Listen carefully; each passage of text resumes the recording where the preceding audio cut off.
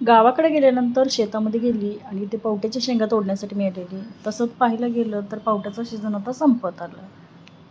ज्या काही थोड्या शेंगा होत्या त्या घेतल्या आणि खरं सांगायचं म्हणजे वजनात मापून ज्या आलेल्या शेंगापेक्षा या तोडण्यात खूप आनंद होता. कारण मला माहीत होतं जेवढ्या शेंगा मी तोडल्यात तेवढ्या सगळ्या शेंगा मी घेऊन जाणार होती. गावाकडच्या शेंगाला तितकीच चव होती.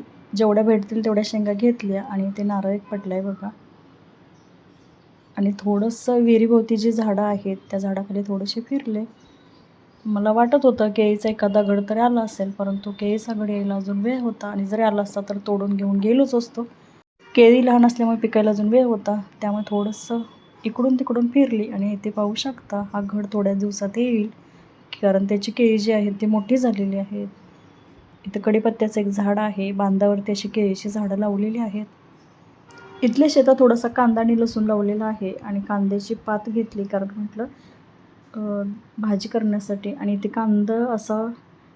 कांद्याच्या पाती ज्या आहेत त्या अशा खाली का पडतात ते मला कमेंट करून नक्की सांगा. मला माहीत आहे, परंतु तुम्हाला माहीत असेल तर मला कमेंट करून सांगा. हा लसूण थोडासा घेतलेला आहे कारण मटण वगैरे जर केलं तर त्यामध्ये थोडीशी लसणाची पात मसाल्यात घातली की मटण असो किंवा चिकन असो चवीला छान लागतं. आणि भाजी थोडीच घेतली कारण जास्त घेऊन जर गेली तर ती जास्त दिवस टिकत नाही, खराब होते. आणि हे बघा कांदा आणि लसूण या शेतामध्ये केलेलं आहे. कांदा आणि लसूण दोन्ही छान आलेलं आहे. यामध्येच मेथी केलेली. आता मेथीला थोड्याशा शेंगा यायला लागल्यात बघा.